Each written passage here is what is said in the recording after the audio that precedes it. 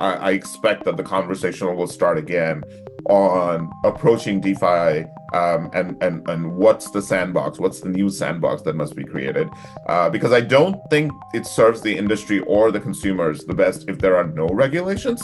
I think what you need is sensible, reasonable regulations, Yeah. and I think the conversation is going to actually happen on where is that line in the sand.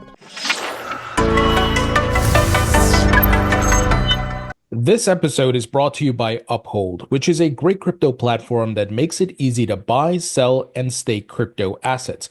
Uphold has over 300 plus cryptocurrencies, including Bitcoin and all the top altcoins, and they offer crypto staking on over 19 crypto assets.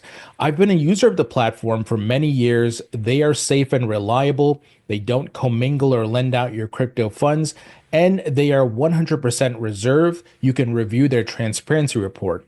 Uphold also offers an amazing rewards program where you can earn up to 5.25% on stablecoins. This rewards program also allows you to get 24-hour early access to new tokens that they list. And to participate, you just simply have to open the app once per month, deposit $50 once per month, and trade $50 once per month. And the stablecoins that they support includes Ripple's RLUSD. You can earn up to 5% on that stablecoin and 5.25% on USBC. So if you'd like to learn more about Uphold and all the great services they offer, visit the link in the description. Hey everybody, welcome into the Thinking Crypto podcast. I'm your host, Tony Edward, and joining me today is Raj Mukherjee, who's the founder and CEO of Bodin Advisory.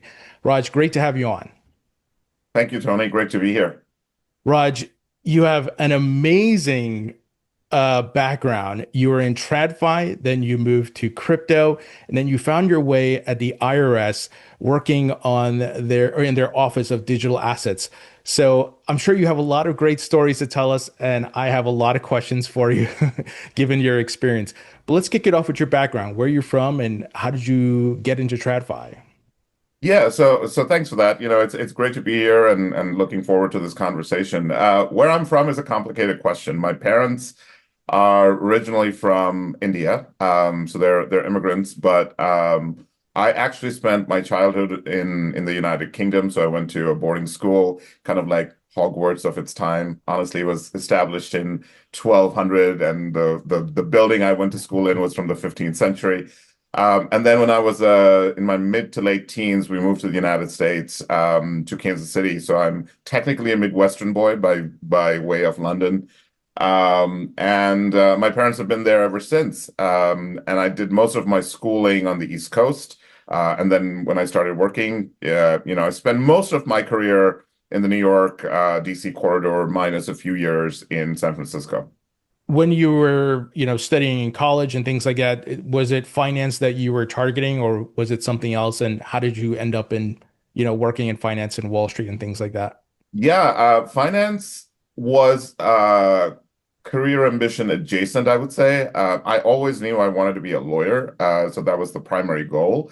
I knew I wanted to work in sort of the international economic legal field. But when I went to undergrad, I studied international relations, and English literature with a minor in economics. And then I went on to go to law school, where I did a lot of international law. And then I got a master's in economic policy. The initial goal was to work for either like the International Criminal Court or the World Bank or IMF. But life has happy accidents, and I ended up starting in the private sector and pretty much been there. I know we're going to talk about it more, till my recent stint in the government. Yeah, I saw you were at HSBC, JP Morgan, obviously huge TradFi banking names. And then while you were there, how did you come across crypto, and what made you want to go work in the crypto industry? Yeah, so honestly, when I worked at HSBC, I was not involved in crypto at all. This was in mid 2013, 14. I think in New York City, crypto was still a cryptic term. Nobody really talked about it. I was in-house tax counsel for their institutions business, the global banking and markets. And then I went to JP Morgan to run the tax information reporting program for the private bank. It was while I was at JP Morgan that I had begun a lot of speaking engagements in industry events and conferences, and I was speaking at one of these tax conferences when the opportunity was presented to me about Coinbase. So, candidly, I really didn't know much about crypto or Coinbase at the time. This was probably 2017, mid to late 2017. But I had some really great conversations with the leadership there, with the CFO, Alicia Haas. I believe she's still the CFO at Coinbase. And she invited me to come to San Francisco and just check it out. And, I will say that the initial draw was really based on the fact that as a tax lawyer, she was giving me the opportunity to build a tax framework for Coinbase in the information reporting field. So that was what was exciting. The crypto portion of it was really a learned experience. When I went there, I, very much went with a TradFi mindset. But as I got to know more about crypto and the opportunities it presents to, marginalized communities, for example, for the unbanked, for all of these other options, just as an alternative to traditional finance and banking, I became a fan. So it's been a learning curve for me, coming from sort of very traditional TradFi, corporate banking, to understanding this entirely new global financial option and structure for people. Very cool. So it sounds like the initial appeal was to be able to build something from the ground up, and that piqued your interest, and then you kind of got to learn about the ethos of crypto and things like that. Yes, that's exactly right. I mean, I think when I went there, I had never worked at a startup. And having said that, Coinbase was about 300, 350 at the time. So it wasn't quite like, 25 people startup, but it was still very startup-like. This was pre-COVID, so they still had their headquarters in San Francisco. I remember going from sort of the corporate office of the JP Morgan to Coinbase. It was a huge culture shock, right? I learned very soon that I needed to add stickers to my laptop. I'll tell you a funny story. I would go to a meeting and then I would come back to my desk and there would be suggested stickers left on my desk. So eventually I said, all right, I'll start putting in these. And even like simple things like, not wearing a jacket and a tie to work and just getting comfortable wearing sweatshirts and really embracing the idea that to ideate, to germinate, to do all of these amazing things, you can be in a sweatshirt and shorts, and you can be equally effective, which I think was a light bulb moment for me. But yes, I think I learned a lot about crypto, just the fundamentals of it, how it interacts with, what Coinbase was trying to establish at the time, which is a legitimate sort of crypto exchange, right? With a high level of compliance requirements and such. It was really an eye-opening experience, and it changed the trajectory of my career completely. Yeah, because from there you went to Binance, Consensus. You're of course at the Blockchain Association. Was the Blockchain Association kind of your embrace, or I should say, your segue to head into government? Yes and no. So Kristen Smith, who till recently was the CEO of Blockchain Association, became a friend of mine during my time at Coinbase. And what she had invited me to do, because Coinbase at the time was a member of the Blockchain Association, and I know they've either left and gone back or something. Anyway, at the time they were a member. And she needed tax leadership. There was a tax committee at the time at the Blockchain Association. And this was way before the custodial, non-custodial regs were even sort of fathomed, right? Let alone released. And she really encouraged me to participate in the tax committee, and actually I ended up leading the tax committee on setting agenda on what is important to the crypto and digital asset industry in terms of regulations, especially on the taxation front, right? If you think about the demographic of United States participants, even now, about 80+% of most folks in the United States that are participants in the crypto ecosystem are through custodial brokers. So she knew that there needed to be more directive regulations and directive discussions on what works and what didn't work, right? So, but in terms of policy, involvement and sort of working with the government, I was part of that even in my TradFi days. So there's something called RPAC, and now it's called URSAC. So it's an advisory body from the industry that really has direct conversations with Treasury and IRS on tax issues. So, I participated in those conversations. I had built relationships with the folks in the IRS and Treasury. So, going into crypto, especially on policy, it was just a transition from the TradFi into the digital asset world of the regulatory landscape. Yeah, that definitely makes sense. I'm curious about your perspective on how this, obviously you got in at Coinbase in the early days, as you mentioned, right? And then this industry has gone through so many ups and downs, and you came from an established TradFi world, JP Morgan, HSBC, everything buttoned up. They've got through the learning phases from many of how to handle the markets, how to custody things, how to abide by the rules, and so forth. What is your perspective on how things have changed in the crypto market and after big collapses like FTX and now you have Wall Street coming in? Yeah. So I think it's an interesting point we are in at the moment. It's almost like a crossroad of crypto natives versus TradFi institutions coming into this world, right? And bringing their own flavor. But I think if I look back between even 2018 and 2024, right? Let's look at, the real push for regulations from the industry, the digital asset broker regs, the draft form being released in 2023, and then, we'll talk about the final regs in a bit in 2024. I think a few things have happened. I think the ideation and diversification of products in the digital asset space has erupted, and it's gone like lightning speed, right? And therefore, the interests of the various parties within the industry have diversified as well. I mean, what Coinbase may want, actually, what Coinbase wanted in 2018 and what Coinbase wants today are also very different policy positions, right? But Coinbase versus Gemini versus Kraken, their positions and their importance and their focus on what's required to innovate and not be inhibited, but also play within the sandbox of the regulatory world is very different than Circle, right?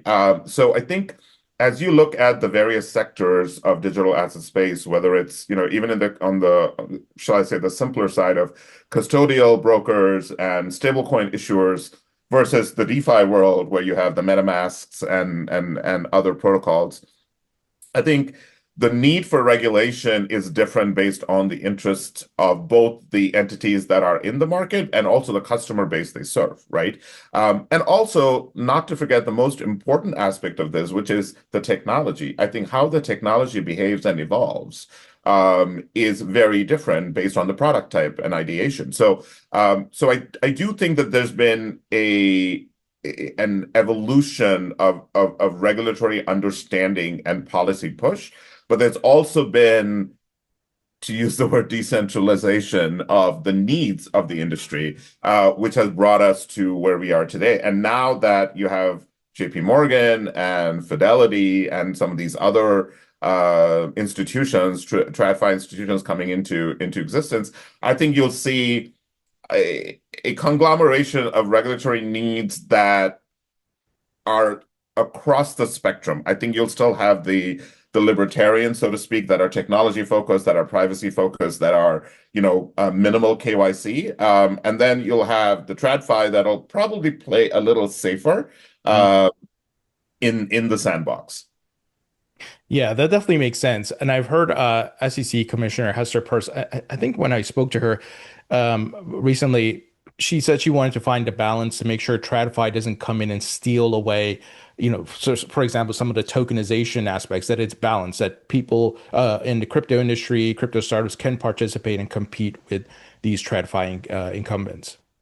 Yeah, I mean, I was at the SEC roundtable, the Crypto Task Roundtable for Tokenization, and I think there were some very interesting points that were made. I think Chairman Atkins spoke about deregulation, obviously, which I think is a healthy departure from where SEC was before. This is just my personal opinion.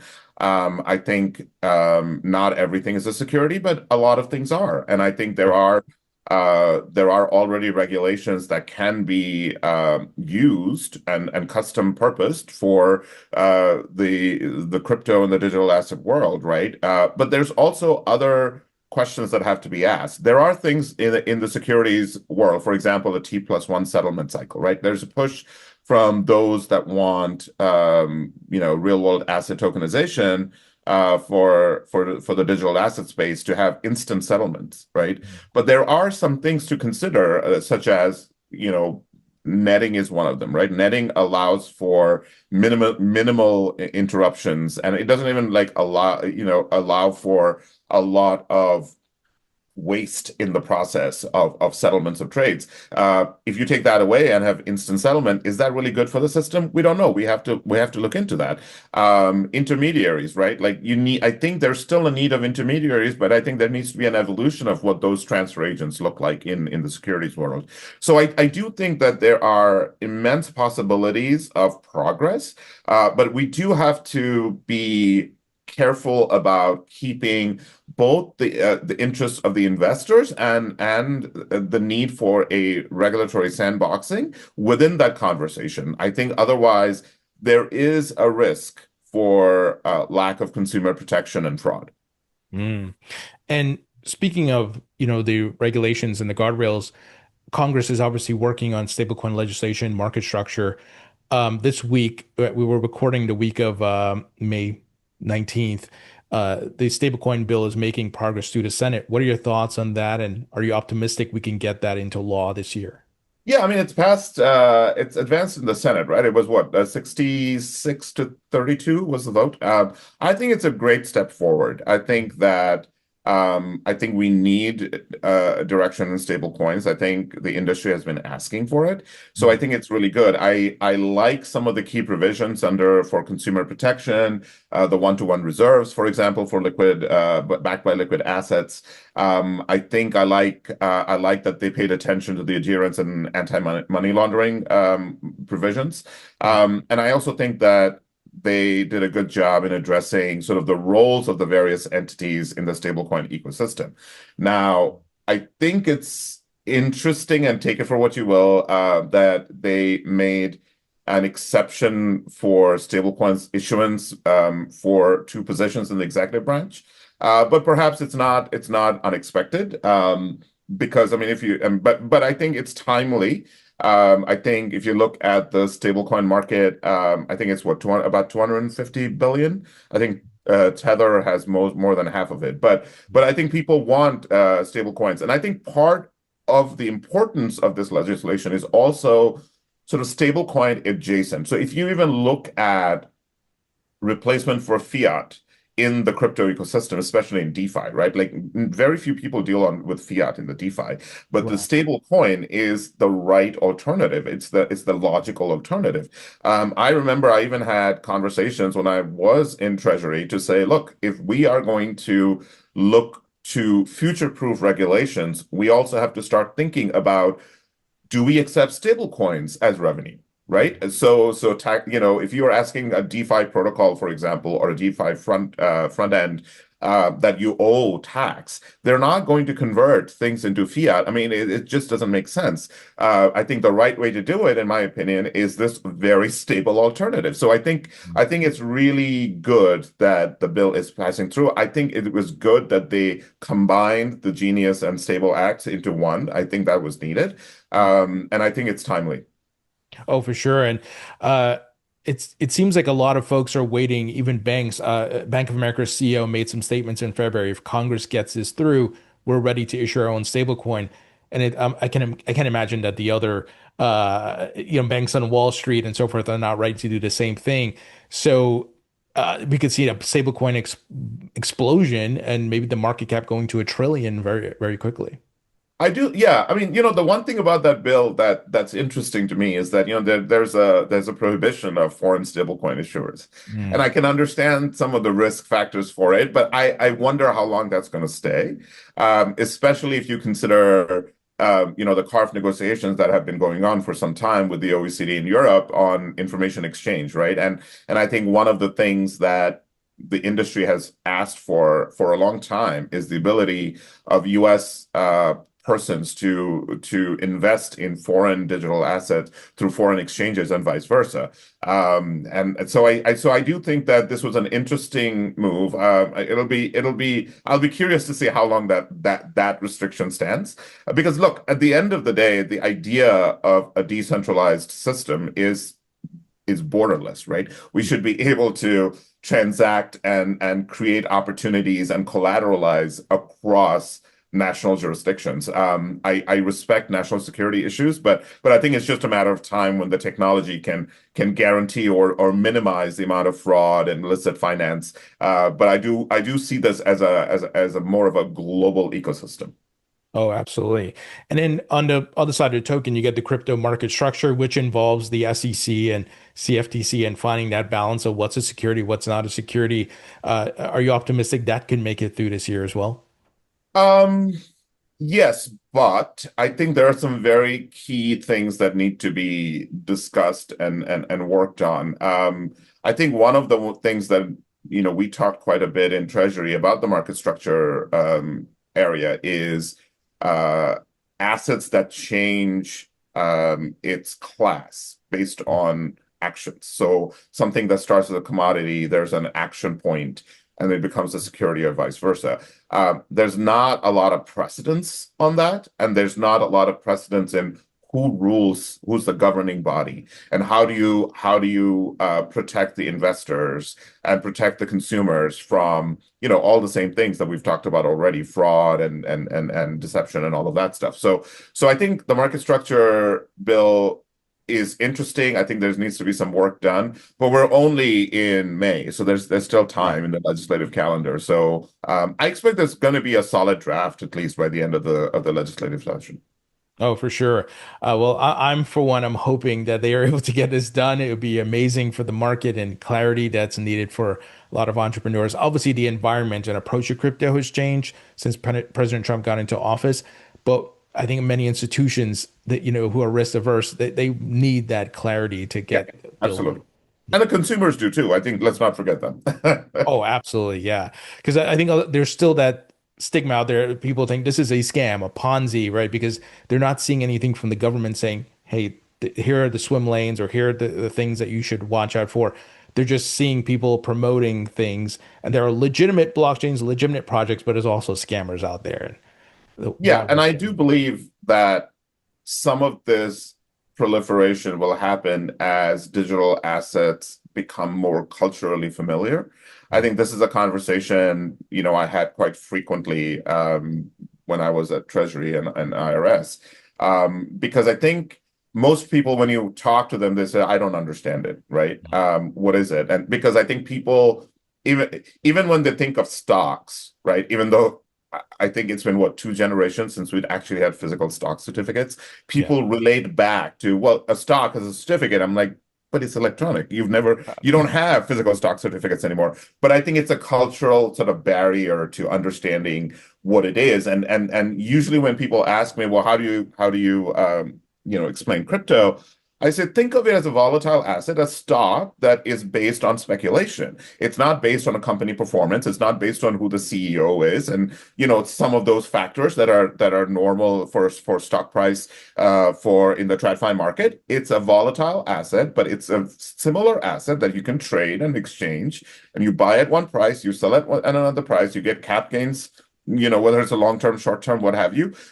It's just not backed by a performance of a company. It's backed by speculation. And then they go, okay, but then what about the tangibility? I said, well, I think that's something one just needs to get over, the fact that it's an intangible asset, right? And I think again, it's a generational thing as well. I mean, I was talking to my nephew who's 17 and who's way more crypto versed, shall we say, and Web3 versed than I am. And he was asking me a lot of questions and challenging me on some of the work I did on the custodial regs about fungibility and whatnot. So that's encouraging to see. Yeah, it's amazing. The younger generation picking up this technology, and it makes sense. They live in a digital world, Yeah, things are getting even more digital, and this is going to be, like, common th is a common thing for them. Like, oh yeah, yeah. this is an I mean, NFT. What's so why not? Like complicated about it? everything has, I mean, everything is an app, right? So why Yeah. not finance? And I think that's one of the things I remember trying when I bought my condo here in DC. It was the first time in years I actually had to go into a bank and like provide wet ink signature, which I thought was just the biggest waste of my time.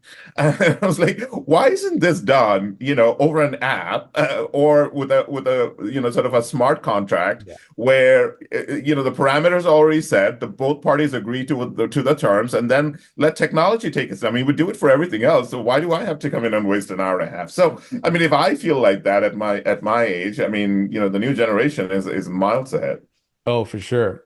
So, Raj, you made your way from the crypto industry to the IRS. Tell Yes. us how that happened and what made you decide to go there. Sure. When I was at Consensus as their global head of tax and I worked on tax policy, I interacted a lot with Treasury and IRS. As a matter of fact, I was the co-author of the comment letter from Consensus to the Treasury Department when they released the draft regulations, the NPRM in 2023. Mm. So I was on the other side of the table arguing or debating the merits or lack of merits in the draft of that regulation. But in doing that and also working through the Blockchain Association, one of the things I felt quite strongly was that with the best of intentions, the government and the industry were talking past each other. Mm. And I think perhaps I was in an interesting position because I'd spent so much time in TradFi and TradFi policy and finance and understanding finance products and the legal and regulatory aspect of it. And then I took that knowledge into the digital asset space where definitely there's, at the time there was a lack of knowledge in terms of how rulemaking worked, right? And on the flip side, within the government, there are some incredibly smart lawyers and smart thinkers, but they just didn't have the industry experience. So they didn't quite understand the technology and the malleability of the technology and the open sourceness, if you will, of portions of the technology. So it was literally trying to take, if you look at the broker regulations at 6045 regs, it was literally trying to take, put a square peg in a round hole, right? Mm. And I think that what motivated me to leave that job and take up the position as the head of the digital asset office is helping kind of bridge that gap. Sure. Helping educate from an industry technology perspective to the government or within the government, and then also turn around and help the industry understand why certain rules are the way they are, or certain rules have to be decided or written the way they want to have to be written. So a big part of my job going in there was kind of being the conduit between these two sides, so to speak. And so I spent a lot of time, at conferences and panels and fireside chats and part of that was that really. And then I spent a lot of time within the IRS and Treasury talking about the technology, talking about the stacks, for example, talking about the lack of linear transactional flows in digital assets, the amount of fractional transactions that happen. And so it was happening on both sides. I also felt that I could bring clarity to the final regs. I felt like the Treasury Department had done a really good job with the NPRM, the draft regs in 2023, but there were areas that clearly showed that there was knowledge lacking in terms of the technology, just blockchain in general, and then crypto. So I felt like, I went in there at a time when they were in the process of finalizing the regs, which ended up being broken up into two parts. But I feel like I could bring some sort of kind of real world, value add to what works and what doesn't. Look, you put a bunch of lawyers, I'm one. You put a bunch of lawyers in a room, we can ideate and come up with great things, but does it really work in the real world? I don't know. And so I think it's important to have those direct conversations. So that was the motivating factor. That absolutely makes sense. And I can imagine there was an education gap and everybody's still trying to learn about this, not just in the IRS, but in different parts of the government, of course. So where do you feel the IRS is at, as far as making progress? Do you have they been making progress? Do you think there's more education needed and they need to collaborate more with the industry? Yeah, so that's actually an interesting question, and it's a difficult one to answer because obviously a lot has changed in government since I joined there about a year and a half ago. I think the IRS and Treasury in general have much more knowledge and understanding of this world now than it did before. I think I had a little hand to play in it, but there were others that came in and did a lot of conversations. If you think about the comment period that happened for in early 2024, Treasury actually extended it from 60 to 75 days because there were so many comment letters from various parts of the industry, the trade associations, the big exchanges, and whatnot. And by rule, by law, as a regulator looking into finalizing regulations, we had to read each of those comment letters and consider, the proposals that were put in there, and there were north of 40,000, right? Wow. Famously, some of them were bot created, but we'll set that aside. But we still had to read all of them, right? So I think it made it better. I think it educated people, and it even educated me on aspects of custodial regulations and our custodial actions in the digital asset space that I wasn't aware of, even though I had been at Binance and Coinbase. The result was self-evident. When the custodial regulations were released in June of 2024, the industry actually welcomed it. I think there were some, like, if you look at some of the scholars in the industry that have done this work and have gone and really looked at regulations and what works between business and regulation, they actually commended the work that was done. So I think there's two parts of this. There's the actual regulations part, and then there's the implementation part. So for the custodial regs, where the IRS now is or will be in the next sort of 2 years, is implementation and compliance. So as you may know, that 2026 is the first year that folks are going to start getting their 1099 DAs or digital assets.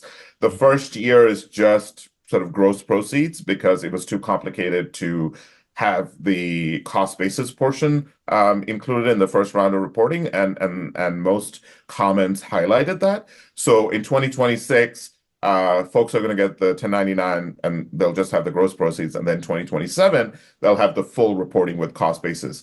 I think that's where the IRS is right now for the custodial broker regs. They're trying to fine tune some of the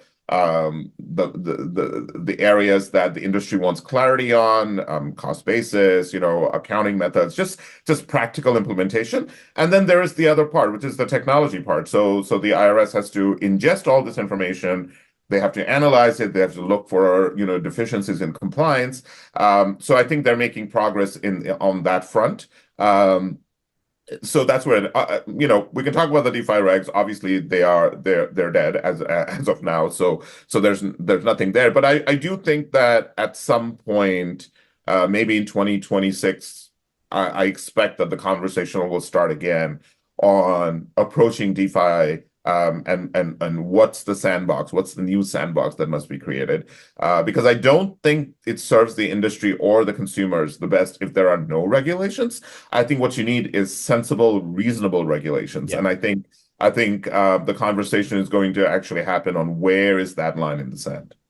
So do you expect that some of the regulations as it relates to taxes in the IRS are going to be part of the crypto market structure, or is going to be something separate? Hard to say. I think it's evolving. I think where tax lies under the new administration's intent on crypto is still evolving. I think you could see that there are elements of the market structure work that will have a tax element to it and could be attached to that. You could see a number of various issues, stablecoin, market structure, illicit finance, all of that as sort of on their own, and then a separate sort of tax work done on all of these issues, but put into one. I think those are the two options. And I also think that Treasury is a lot more involved now with digital assets and regulation and ideation and policy than I would say, honestly, when I was there 2 years ago, right? I think they hired a senior advisor to Secretary of Assent, who was in Treasury in the first Trump term, but went to Galaxy and then came back.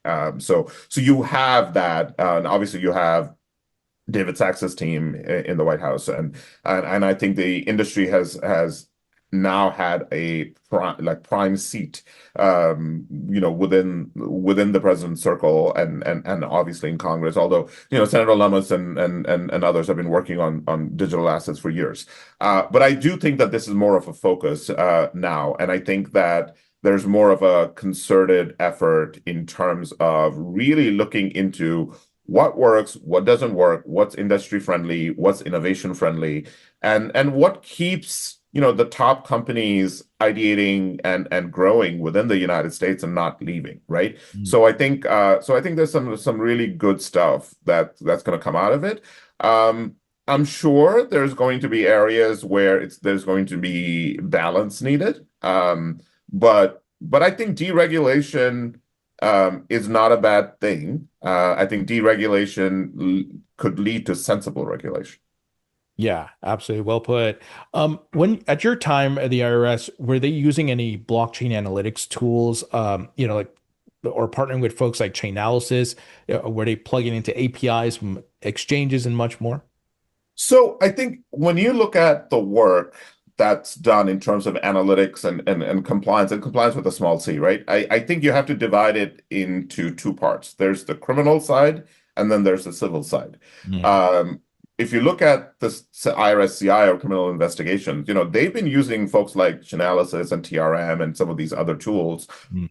for years to do tracing, for investigative purposes, to track illicit sort of transactions, going back a number of years. So the civil side is somewhat different, because understand that civil compliance in general traditionally has not been preemptive. It has been, you present your information, we cross-check it, and then if there is something fishy going on, then we reach out and say, help us understand why this is the way it is. So I think I wouldn't say that there's blockchain technology that's being used on the civil side. What I will say is some very sophisticated basis computation tools, for example, are used to make sure that what the transactions are on the blockchain as represented is really what is being reported, or in income, for example. On the civil side, obviously, under the previous administration, there was quite a heavy lift with John Doe summonses through the Department of Justice and Treasury put together, and the IRS. And so there was information that was gathered from a number of exchanges, right? So you have to look through these as cases once you start looking at it, and then when you look at an individual's transactions, you don't look at just 1 year. You look at sort of a year. So you look at 1 year, and then you see what happened the year before and the year before that to see if there was a trend, right? But all of these things take time, right? It takes time. It takes effort. It takes understanding of blockchain and digital assets, and part of what the Office of Digital Asset did within the IRS is also kind of teach people how to understand these transactions, understand fractionalization, understand like yields from stable coins, or interest. They're not really interest, but that's what it is. And so there was a lot of work being done on the civil side on that. The criminal side obviously is more investigative. Mm. That makes sense. My ideal scenario, because I obviously just went through the tax process, and having to handle capital gains on some crypto profits that I've taken, I would love to easily, like, I don't know, plug into the IRS in some way, my exchange account, and hey, or here, IRS, just here's the information, because some of it is a bit complex. I couldn't find, for example, or the exchange couldn't find what was the initial purchase price of the token, and I don't remember because it was such a long time ago. So there's all these like missing pieces and gaps, and maybe over time it'll get better as everybody gets plugged in. It's an important thing you bring up, right? Because I think one of the conversation pieces that was quite frequent when I was there and we were writing the regs is exactly that point. How much do you look back, and is it fair to look back and say you must now adhere to rules we're creating today for things you did 3 years ago? I mean, I don't remember what I did last month, and we're so busy. And when it comes to financial, let's call it for this argument's sake, financial type transactions, like if you're if you're not required to keep records, the natural instinct is to not keep records unless you are an accountant or a lawyer who is like anally retentive about this stuff, right? So one of the things that also happened when the final custodial regs were released in June is that there were actually a couple of notices released. One was penalty relief, right? And then from withholding obligations. So, while the exchanges figured out their KYC, all of that, because it takes time to create those systems and processes and test them, the IRS provided withholding penalty relief, right? For showing of good faith. The other thing that it also did, the second notice, was create something called the snapshot rule, right? Which basically said, initially it said you as a consumer had till January 1st of this year, right, to tell the exchanges sort of your accounting method of transactions that you've had before 2025. So like take a snapshot in time, Right. and then say, here's my basis or my purchase price, right? And I'll go with that. And the difference is because previously, the way this worked in terms of reporting was that if you had 5 wallets, right, with Bitcoin in it everywhere, one in Gemini, one in Kraken, one in, whatever, reporting wise, it was treated like you had one and all the Bitcoin was in one, right? So that's how but that's really not workable for a future state. So what the regulations did is to say you have to start reporting on an account by account basis, because how you bought and when you bought all are different. But let's give you an opportunity to kind of have a point in time where you go, okay, anything before that, I'm going to use a first, whatever the basis is and what have you. The response that we got from the exchanges was that they were not ready to ingest that information from consumers by January 1, 2025, because their systems would not be ready. And it would not be fair, because then, they either would force consumers into a first in, first out, or what have you, right? So what then ended up happening was a relief, another notice that came out that essentially pushed it till the end of the year. So now consumers have till January 1st, 2026. And that comes in line with the brokers having to start tracking cost basis, right? So there are some things that are happening. This is why I'll go back to a point you raised earlier, which is this is why the public-private partnership is paramount in this area. And there's as much work needed from the industry to come back and say, this rule looks good, but it doesn't work. And here's why it doesn't work. And oh, by the way, we think this other thing would work. And I've long said this about KYC, even when I was working on the DeFi regs. I said, I understand that like in the DeFi protocols, like you're not going to get like a W-9. That's just not possible.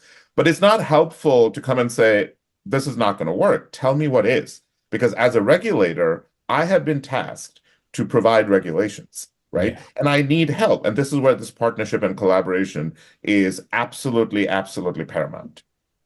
That's a great point, because you have a mandate. You have to, try to protect, and obviously the government has a job to do to make sure we stop bad actors and things like that. But this technology is not conducive to that. But you got to find a middle ground. How can we work together? Yeah, and one other thing, I think it's an important point, right, is that regulations will always be behind technological advancement. Because because regulations take time. The reason is because you have to consider so many different areas before you write every single sentence, right? Because there are property rights, there are commercial law issues, there's like a bunch of things, when you consider any asset type, right? It's not a linear kind of like I just write down and like, put it in ChatGPT or any other AI tool and it pushes out a regulation. Like that's not how this works. You also have to make sure that it's flexible enough that it can be applied to more than one situation, because every stable coin is not the same. Every yield is not the same. Every transaction token exchange is not the same, right? So, or the vehicles that people use to do that is not the same. So how do you balance the need for creating regulations that apply, but not make it so specific that it's not user-friendly at all? But that's a double-edged sword, because what ends up happening is people, it's either too specific, and there's objections on that, or it's too general and people think that it's too vague. But so the regulators are really in a tough spot when it comes to this. And also, I famously said that by the time we put together anything for stable coins or any other thing, there'll be like 15 iterations of it that will not, apply to it. So you also have to write regulations in a way that keeps open the opportunity to change it. So, look, I mean, before I went into the IRS and Treasury and helped finalize these regs, as a lawyer, I did not appreciate the complexity that you have in rule writing as a regulator and all of these considerations that you have to make.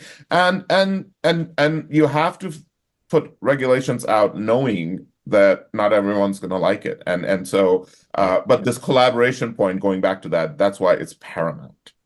So do you believe the IRS needs to hold like roundtables like what the SEC is doing? Maybe that could help get things moving faster? So one of the last things I did in my position at the IRS was actually do exactly that. We had a custodial broker and third-party software service providers and folks that are really involved in the implementation of the custodial regs.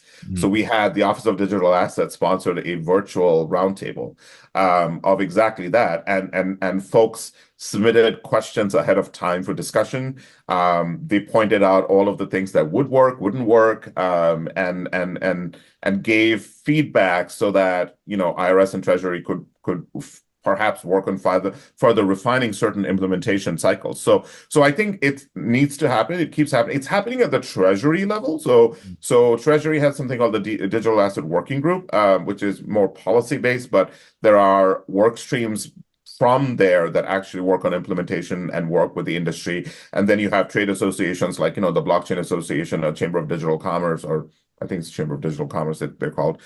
They come in and they have meetings on specific issues, right? So all of that is happening, but it does need to keep happening. And I think that the other place we need to go back, as the IRS would, is start appearing again in conferences like Consensus and conferences like the DAS conference in New York, like where industry and ideators and founders are talking about the cutting edge of what's next in digital assets. And I think just even listening to those conversations and absorbing the progress is a vital to kind of continuing to create sensible regulations that will work. Oh, for sure. So I think you touched on it earlier, the DeFi broker rule, right? Where do you see that going? And is it just we need further discussions and try to figure out a middle ground because it's very complex, right? And I know it's very hard on the regulators' part, and then the industry is also saying, hey, this doesn't work. But what do you think that goes? Yeah, so look, I'll answer that through a few sort of silos, right? One is what went wrong, right? If something did go wrong. I think part of the challenge is whenever you look at a taxing regulation, you have to find a payor and a payee. Like who's paying and who's earning, right? That's not a simple thing in DeFi. It's not because if you even think of some of the staking products, for example, that use smart contracts. There's a real legal question as to you as a user. Do you ever actually have dominion and control over the earnings from your staking? Or is the smart contract reinvesting it in the staking pool and all of that? So in the legal field, there's something called constructive receipt. And when you talk about income, it's like, do you really have actual income that you can use for something else? Or is it just constructive receipt that it's sort of like an idea of that you have the income, but you really don't. You can't really do anything with it. So I think that when we were working on those regs, I think what we needed to find was some kind of touch point within a transaction, like within a token exchange, for example, where and we ended up on something we call the front end, right? Like there's somewhere someone or something that has the closest touch point to a user. So I'll give you an example. If you're looking at MetaMask, right? If you do a token exchange through MetaMask, MetaMask may use Uniswap as the actual protocol, but there's a front end either on MetaMask that gives you the option to trade with Uniswap or some of the other protocols. Or if you go directly to Uniswap, Uniswap itself has a front end. So the best we could do in terms of who is in the best position to know the identity of a user, the transaction details, the history, is the front end. And we were trying to figure out that agent-agency relationship, right? And so we said, that's where the rubber hits the road. Now, is it a perfect, answer? No. So I knew, and then those of us that worked on it knew that this was problematic, right? In terms of like it needed refinement. But at the same time, I really sincerely believe, and to this day, I believe that if you look at the draft regs and what it said about DeFi in 2023, and if you look at the final regs and what it said about DeFi and in the DeFi ecosystem at the end of 2024, was a tremendous narrowing of scope. Again, with the caveat that there were challenges, right? So as it is now, as you know, with the CRA, and then the president signed after it went through the Congressional Review Act, the regs as they are on the DeFi side are dead, right? They're done. It's going to require ideation from scratch. And there are some very intricate rules about once a regulation has been CRA'd and signed by the president, what is the scope and the flexibility regulators have in coming to the subject? It's almost like you can't approach it in the same way again, right? You have to kind of completely think outside the box. So I think that's where it is. Do I think that the DeFi area needs rules? Yes. Do I think that it should be compartmentalized? Absolutely. Do I think that regulations moving forward on taxation should look at DeFi as a sort of like a general kind of bucket?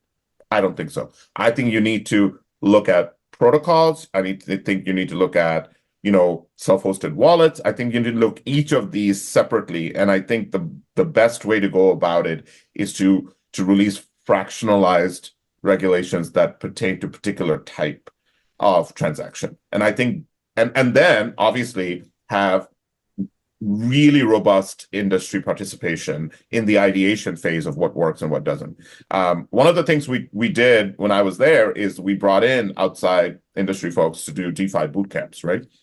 Just because to understand like stacks and like, all of this stuff and like token wrapping. And I think there needs to be more of that. I think there needs to be more understanding of that with the rule makers. But I think eventually there will be, look, I mean, CARF, I don't think will be successful without a DeFi rule, right? So it's not just us, it's about exchange of information with OECD and other partner jurisdictions. So I think people will approach DeFi again. It remains to be seen how it is. I mean, now that I'm on the outside, I would love to help again. But it's a bit of a wait and see game for now. Yeah, it's such a complex issue. And as you're talking about some of the things that we would need to do and look at, do you think, while it may not be full KYC, but kind of pseudo KYC, where if I'm engaging in some sort of DeFi protocol or whatever, maybe they capture an email address, like a MetaMask captures an email address, IP address, your computer's, I think they call it MAC address, if I'm not mistaken, your phone, some sort of identifier from your phone.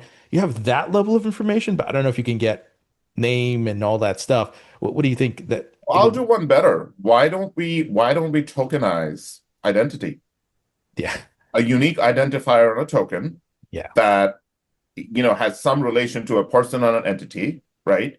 And then it gives you the KYC that you need. And if you really need to go back to that person or entity, you have a methodology to do it, right? I mean, this has been done before. There's a project that was done in India through the government. It's called the Aadhaar project, right? And it was a unique tokenized identity for the population. I think they have like 93% of the population in India covered, right? Which is a massive amount of people.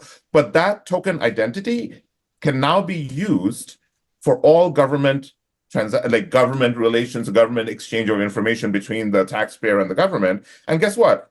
It's immune to fraud. It cannot be replicated.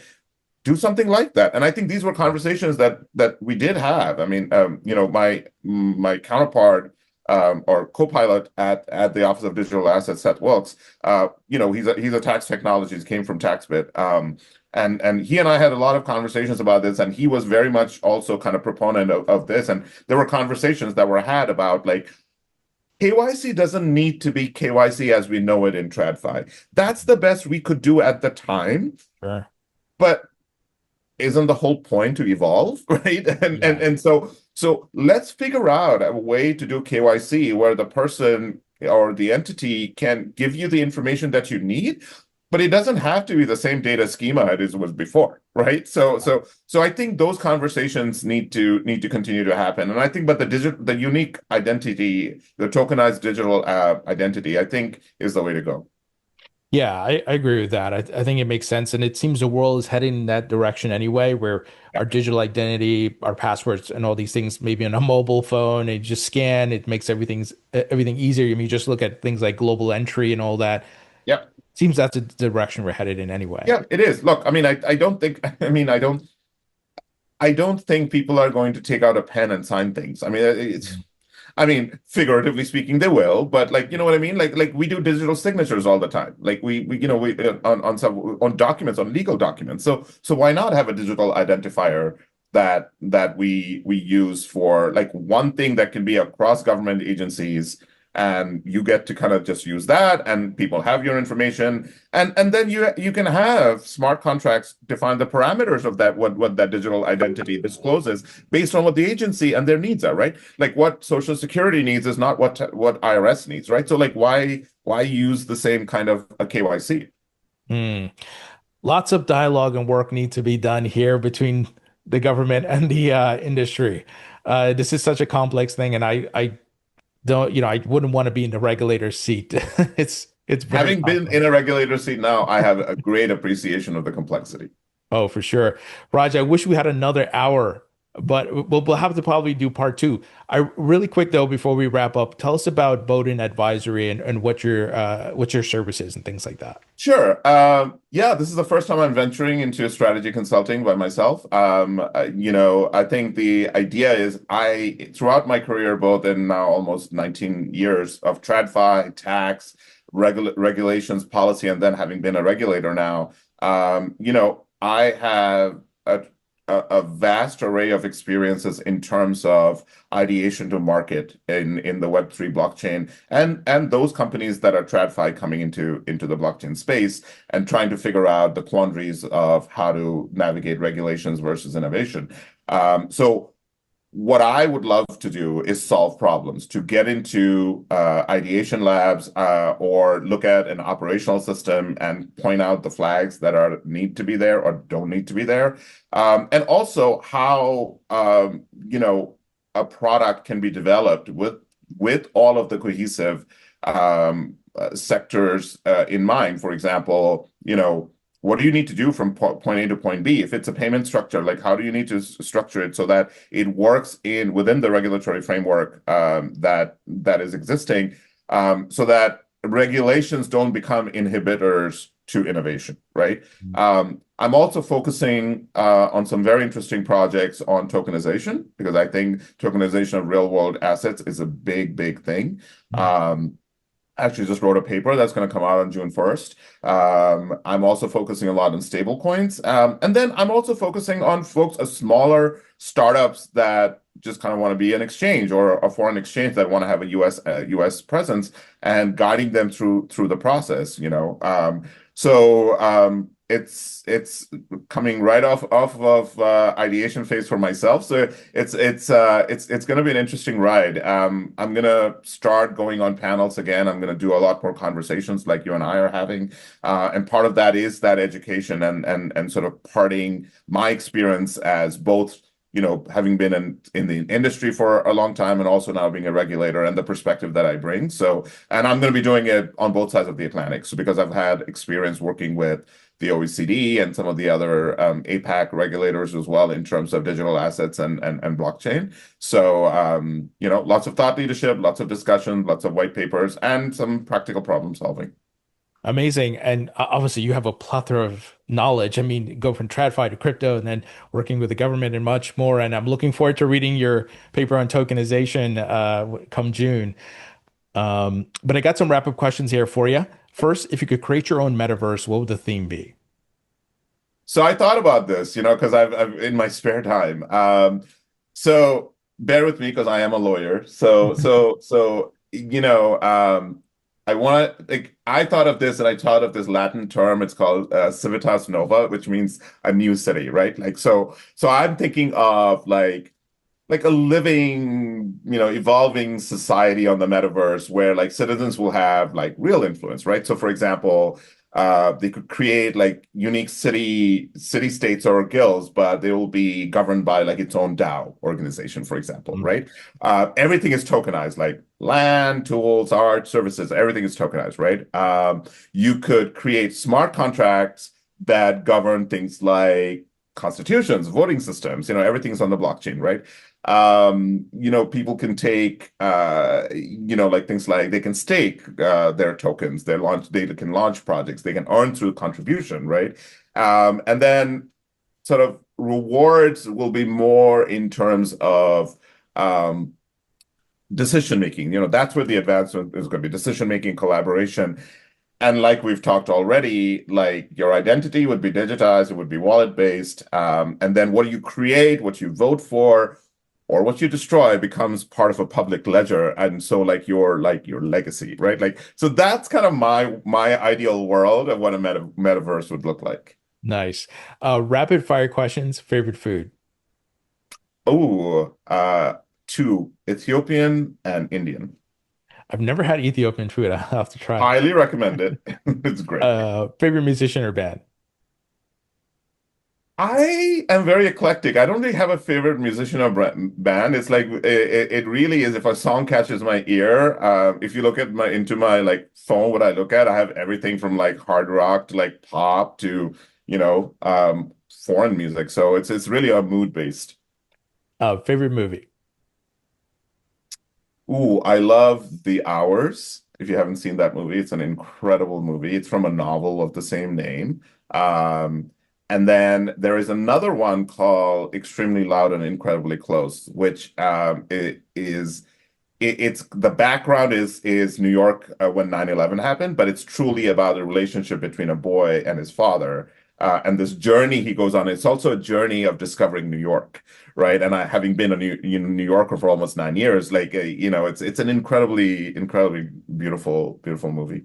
I've not seen that, but it sounds great because being a New Yorker myself, I'll definitely watch that. Favorite book?